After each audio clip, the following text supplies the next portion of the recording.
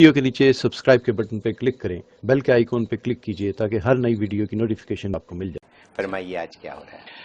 الحمدللہ وحدہ والصلاة والسلام علی من لا نبی بعدہ، اما بعد۔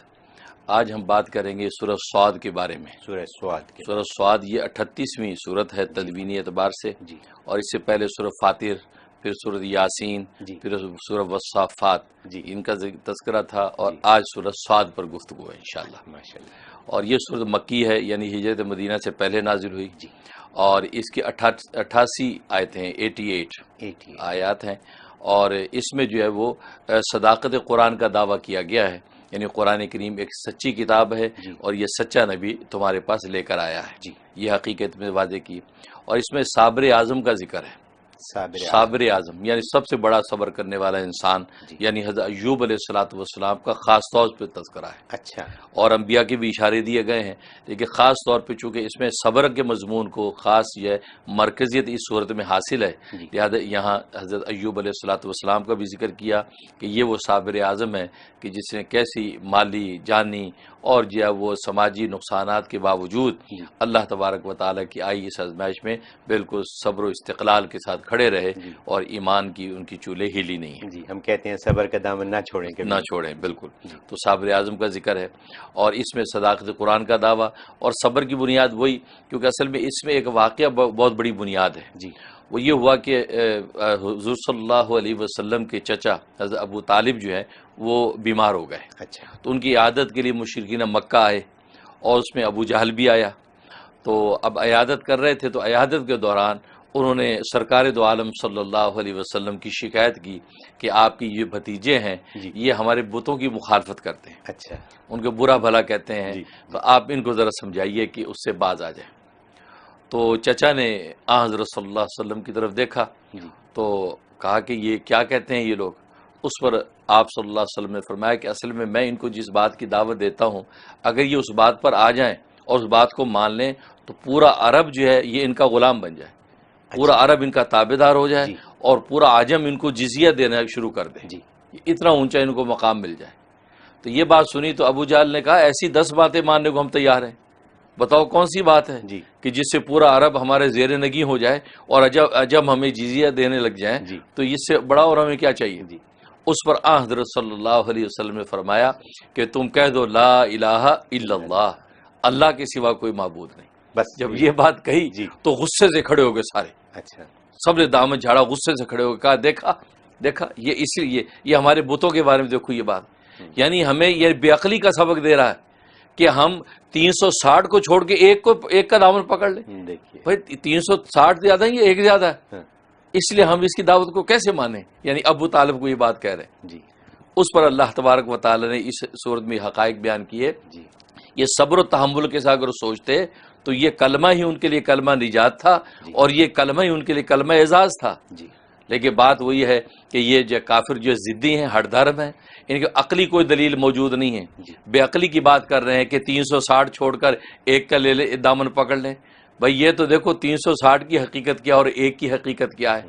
وہ ایک 360 پر بھاری ہے، بجائے اس کے کہ 360 دروازے کھٹکھٹاؤ تو بہتر ہے کہ ایک ہی دروازہ تمہیں مل جائے، تو آسانی نہیں ہے، بالکل صحیح تو ایک ہی کھٹکھٹاؤ، جی تو تم 360 جگہ دوڑتے ہو۔ تو لیکن فرمایا کہ بل الذین کفروا فی شقاق، فی عزت و شقاق، کہ یہ کافر لوگ جو ہے وہ تکبر میں اور ضد ہٹ درمی کے اندر مبتلا ہیں، جی تبھی قرآن کی صداقت کا یہ انکار کرتے ہیں۔ اچھا تو صبر و تحمل بنیاد تھی کہ اگر کفار بھی صبر و تحمل کے ساتھ سوچتے اور اس پر غور کرتے تو وہ اپنی منزل حقیقت کی پا لیتے، اور اسی طریقے سے مومن بھی صبر و تحمل کے ساتھ ایمان کی راہوں پہ جب چلتا ہے جی تو وہ بھی منزل پا لیتا ہے۔ اور انبیاء کرام علیہ الصلوۃ والسلام پر بھی آزمائشیں آئیں، اور ہر ایک نے پورے صبر و تحمل کے ساتھ قدم بڑھاتے رہے، جی تو اللہ تبارک و تعالی نے دنیا میں ان کو اعزاز دیا، اور آخرت میں ان کو کامیابی ہو گئی۔ واہ تو گویا کہ یہ بنیاد اس کے اندر ذکر کی صبر و تحمل کی صبر و بنیاد تحمل یہاں سے شروع ہوئی، یہاں سے شروع ہوئی۔ اور حضرت ایوب نے حضرت ایوب نے، اور ایوب کا ذکر کیا کہ سب سے بڑا صبر انہوں نے کیا، سب جن سے کی جان کے نقصان ہوئے، مال کے نقصان ہوئے، سماج میں اعزاز کے نقصان ہوئے، اور کوئی نہ رہا، ایک بیوی جو ہے وفادار ساتھ رہ گئی، سب چھوڑ گئے، جی لیکن انہوں نے اللہ تبارک و تعالیٰ کی توحید کا دامن نہیں چھوڑا، جی جس کے نتیجے میں اللہ تبارک و تعالیٰ نے ساری نعمتیں دوبارہ لوٹا دی، جی بلکہ ڈبل کر کے لوٹا دی، جی اور اس آزمائش سے نکال دیا، جی اور دنیا کے لیے مثال بنا دیا کہ صبر کا دامن تم تھام کے دیکھو، پھر اللہ تبارک و تعالیٰ کھوئی دولتیں بھی کیسے تمہیں واپس لوٹاتے ہیں. جی. تو یہ حقیقت اس کے اندر واضح کی، اور پھر یہ بتایا کہ اصل میں یہ تکبر کا شکار کیوں ہے کفار. اصل میں یہ 3 حجابات ان کے اوپر ہیں. ایک حجاب طبع، طبیعت کا حجاب، جی. یعنی طبی طور پر ہی ان کے اندر نخوت اور تکبر ہے. اچھا. کوئی دوسرے کی بات سننا یہ اپنی صبح کی سمجھتے ہیں. دوسرا ان میں حجاب رسم، کہ رسم و رواج ایسے جاری کر رکھے ہیں کہ اس رسم و رواج کی وجہ سے اگر اس کو چھوڑ کر اگر دین اور اسلام کو اختیار کرتے ہیں تو رسم و رواج ٹوٹتا ہے. تو اس وجہ سے ان کی طبیعت کے اندر ضد ہے کہ نہیں ہم اپنی رسم کو پورا کریں گے، ہم آپ نہیں سنتے. اور تیسرا ان کے اندر حجاب سوء معرفت ہے، یعنی ان کو غلط علم حاصل ہے، صحیح علم نہیں. یہ غلط علم کا شکار ہیں. یہ 360 کو اپنا معبود برحق سمجھتے ہیں. یہ غلط علم کا شکار ہیں، اور اس کی وجہ سے ان کے اندر جو ہے وہ ایک عداوت پیدا ہو گئی ہے کہ کسی اور کو سننے کو تیار نہیں. تو یہ تکبر، ضد اور عداوت یہ حجابات ہیں. ان حجابات کی وجہ سے ہی وہ منزل کو نہیں دیکھ پاتے ہیں، اور نبی پاک صلی اللہ علیہ وسلم کی جو وہ نبوت کے نور کو یہ دیکھ نہیں پاتے ہیں.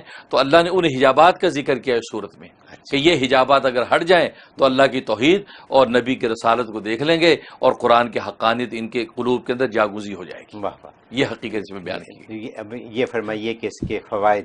فوائد، جہاں تک فوائد کا تعلق ہے، اس کا ایک سب سے بڑا فائدہ یہ ہے کہ جس گھر میں یا کسی فرد کو نظر بہت لگتی ہے، جی ہاں، یا نظر لگنے کا خطرہ ہے، جی ہاں، تو یہ سورت 7 مرتبہ پڑھ کے پانی پہ دم کر کے پانی کو گھر میں چھڑک دیا جائے، اور وہ جو بچہ یا بڑا جس کو نظر لگنے کا خطرہ اس کے اوپر چھڑک دیا جائے، اس کو تھوڑا سا پلا دیا جائے، اس کو نظر نہیں لگی.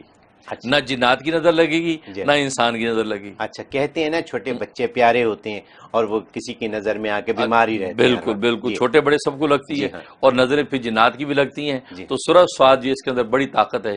7 مرتبہ پڑھ کے پانی گھر میں چھڑکتے رہیں، 7 مرتبہ 7 ٹائم یہ عمل کر لیں تو کبھی نظر نہیں لگے گی، اور اگر لگی بھی ہے تو نظر صاف ہو جاتی ہے. یعنی جس گھر میں ریل پیل ہو، خوشیاں ہوں، اچھائیاں ہوں، بالکل وہاں پہ نظر لگنے کی ڈر ہر وقت رہتا ہے. خاص طور تقریبات میں لوگ اکٹھا کرتے ہیں گھروں میں، تو لوگ تو خوشی میں شیئر کر رہے ہیں، لیکن ہوتا یہ آنے والا کس دل سے آتا ہے، کس نگاہ سے دیکھتا ہے.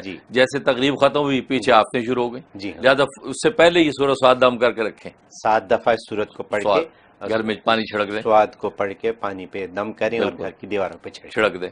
اور دوسرا اس میں نفع یہ کہ دشمن ہے ایسا کچھ پیچھے نہیں چھوڑتا، اور وہ ہر طرح پریشان کرتا ہے. تو 7 دفعہ اسی صورت کی تلاوت کر کے دعا کرتے رہیں. یہ 11 سے 21 دن تک یہ عمل کر لیں، انشاءاللہ جیسا بھی دشمن ہوگا وہ چھٹکارا اس سے ہو جائے گا، اور آپ کو کسی قسم کا کوئی نقصان نہیں پہنچا سکے گا. اچھا، یہ اس کے اندر خوبی ہے. تو یہ پھر سے فرمائیے، کیونکہ یہ تو بڑا قیمتی سوال ہے ہمارے لوگوں کے حساب سے. صحیح بات ہے، کیونکہ دشمن ہوتا ہے بعض ایسا دشمن پیچھے پڑ گیا، پیچھے نہیں چھوڑتا، ہر طرح اذیت دیتا ہے، کوئی ایسا کہتا ہے موقع نہیں چھوڑتا کہ آپ کو تکلیف نہ پہنچائے. اس سے چھٹکارے کے لیے 7 ٹائم اس کی تلاوت روز کر کے اور اللہ کی حضور درخواست رکھتے ہیں کہ یا اللہ ہماری حفاظت فرما.